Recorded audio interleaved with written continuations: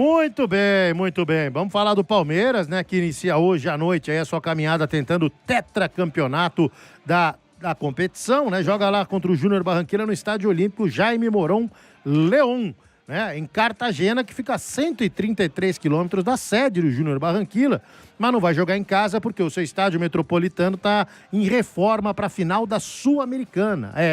A Sul-Americana vai ser jogada em Barranquilla. Então, portanto, o estádio está sendo reformado e o Júnior vai mandar esse jogo a 133 quilômetros de casa, né? O Palmeiras já está lá na Colômbia, né? Treinou ontem no colégio George Washington, lá em Cartagena, e a tendência é que o Abel Ferreira mantenha a mesma escalação que usou na vitória contra o Bahia no final de semana pelo Campeonato Brasileiro. O Paulinho e o Vitor Roque viajaram com a delegação, mas eles não vão jogar, né? Estão treinando com o grupo. O Paulinho está lá naquele recondicionamento físico. O Vitor Roque nem a campo foi, ficou em tratamento com os médicos e fisioterapeutas do Palmeiras, né? Palmeiras é franco favorito para essa partida, né, galera? Com certeza, né? Com certeza. O que o Abel ele vem demonstrando nas últimas edições de Libertadores da América é um domínio total nessa fase de grupos, principalmente, né? Em mata-mata também, não dá para negar que o Palmeiras é sempre muito forte na competição, mas quando a gente fala em fase de grupos de Libertadores, o Palmeiras, ele praticamente, em todos os últimos anos, eu não vou lembrar de cabeça a estatística, mas sempre terminou com a melhor campanha. Então, imagino que o fato de o Júnior Barranquilla jogar fora de Barranquilla ajude, em certa medida, o Palmeiras, né, que é um estádio que não está tão acostumado como no Metropolitano, né, que é onde costumava atuar. Tem alguns nomes conhecidos no elenco, eu estava até vendo a escalação aqui, né? Tem o Xará, que passou pelo futebol brasileiro, inclusive, né? Alguns jogadores aí, velhos conhecidos. Théo Gutierrez. O Théo Gutierrez também, que é jogador de seleção, né? Seleção colombiana. Aliás, se não me engano, foi o Théo Gutierrez que deu uma cornetada. Em quem que ele deu uma cornetada recentemente? Já eu lembro aqui. Mas assim, voltando para o Palmeiras, o Abel, ele encontrou, né, um time dentro dessas ausências forçadas. Então, sem Piquerez e Jefté, o Arthur segue na esquerda e vem fazendo um bom trabalho. Aquela dúvida na direita foi sanada. Hoje o Giai é titular e deve mais uma vez formar ali o quarteto defensivo com, ao lado, né, além do Arthur, o Giai com o Gustavo Gomes e o Murilo. Alan e Marlon Freitas para dar aquela sustentação no meio campo, e o quarteto de ataque imagino que não vai mudar, né? O Maurício, que vive um bom momento, uma boa temporada, tá, do Maurício. O Flaco Lopes mais na referência, com o John Arias aberto por um lado, o Alan por outro. Eu particularmente não gosto tanto do Flaco Lopes jogando na referência. Eu acho que ele não é um centroavante, apesar de muita gente entender, né, o Flaco como um centroavante. Ele é um meio atacante, ou ele é um segundo atacante, ele é um jogador que vem de trás, que ajuda na construção. Quando ele precisa dar profundidade, ele não funciona muito bem, tanto que muitas vezes com vazio ali, né, dentro da grande área no ataque do Palmeiras. Mas ele é um jogador inteligente, tanto que no último jogo ele vai dar aquele passe de calcanhar para o golaço do John Arias contra o Bahia. Então, acho que o Palmeiras está com um time nesse momento entrosado, um time forte, e tem totais condições aí de garantir uma vitória na estreia da Liberta. Outra cara conhecida também no time do Júnior de Barranquilla é o Christian Barrios, que jogou também volante, jogou no Grêmio e jogou no time do Boca Juniors. E o time do Júnior é o quinto colocado do campeonato colombiano, mas vem de 2 derrotas no colombianão. Perdeu para o Inter de Bogotá na última rodada por 1-0 e também na penúltima rodada, pois na última rodada perdeu em casa para o Deportivo Cali por 2-1. É um time que está oscilando bastante, é o quinto colocado, se eu não me engano, 19 pontos. O DJ Dog mandou aqui que o Paulinho treinou com os jogadores ontem, né?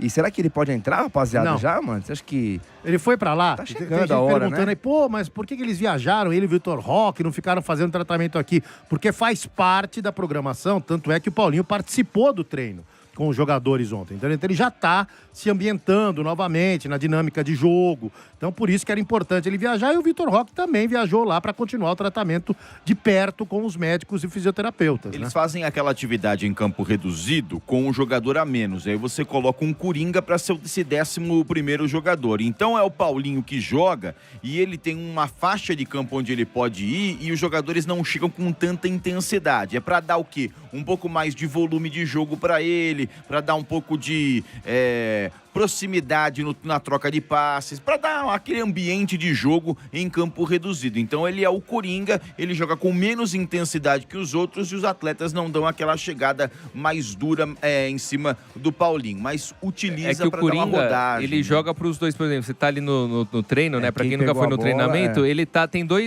dois grupos ali disputando a bola e o coringa ele é dos dois times, ou seja, ele nunca é marcado. Não tem uma chegada forte, ele vai receber a bola, ele vai tocar, ele vai ajudar ali na dinâmica. Mas da faixa do gramado, né? Isso, mas não vai ter nenhum jogador que vai lá e vai dar uma chegada nele para roubar a bola dele, porque ele é dos dois times, né? Então não faria nem sentido. Então é o primeiro passo, né? Mas daí de você ser coringa num treinamento, até você ter condições de jogo, jogar mesmo, impacto de Libertadores da América, jogando fora de casa, pra mim tem uma distância razoável. E o Palmeiras é o favoritaço, né, da Libertadores, né? Vocês não acham? Concordo que é o time... Eu acho. É o grande favorito desse ano? O Flamengo também muito forte, né? Eu acho que mantém, né, esses dois times como os principais.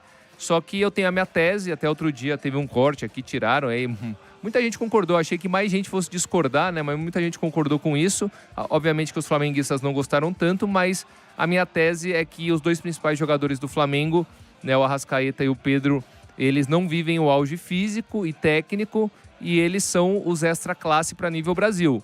E o Palmeiras, ele tem jogadores em um nível altíssimo, como o John Arias, como o próprio Flaco Lopes, o Vitor Roque quando voltar, e o Andreas Pereira, pegando só esses quatro, que eles estão no auge físico e técnico. Não o Vitor Roque que está machucado, mas ele estava. Então eu acho que nesse sentido o Palmeiras, nessa Libertadores, ele chega com muito mais cancha na decisão e com jogadores, se eventualmente chegar, né, em relação ao ano passado, com muito mais jogadores determinantes. A decisão do ano passado, o Palmeiras, ele sentiu e faltou, na minha opinião, algumas lideranças ali dentro de campo. Então, eventualmente, se tiver um confronto entre Flamengo e Palmeiras, não estou dizendo que vai chegar na decisão, mas o Palmeiras ele está diferente, ele está mais fortalecido e o Flamengo, no meu entendimento, está mais enfraquecido em relação ao ano passado. E, aliás, o discurso do Abel quando perdeu para o Flamengo foi exatamente esse lá ainda, né?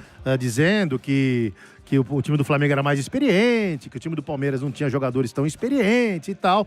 E em cima disso, o Palmeiras foi lá e fez contratações pontuais com jogadores experientes, né? Como Arias e Marlon Freitas, né? Então, realmente, o time entra mais cascudo nessa Libertadores.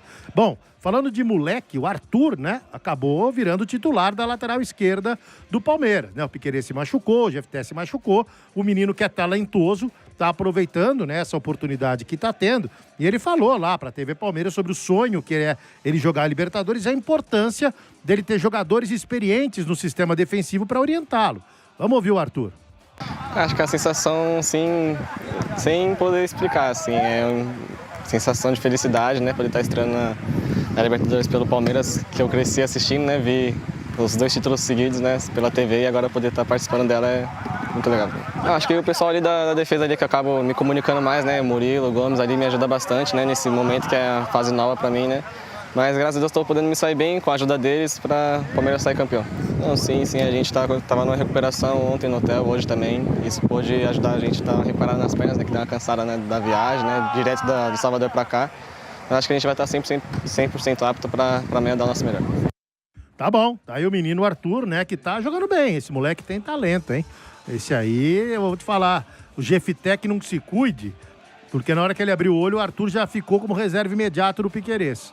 Porque o Piquerez, obviamente, quando se recuperar, vai ser o titular. E o Jefté também tá machucado, né? Mas é o tempo do Arthur ir se afirmando, né? Vai tirar um pouquinho aí dessa questão do medo de jogar Libertadores e tudo, mas já mostrou que é um cara muito perspicaz, principalmente no plano ofensivo, e ele vai aproveitando essa oportunidade. E aí já tem na tela também o provável Palmeiras, com Carlos Miguel, Giai, Gustavo Gomes, Murilo e Arthur, Marlon Freitas, Andreas Pereira e Maurício, Alan, John Arias e Flaco Lopes.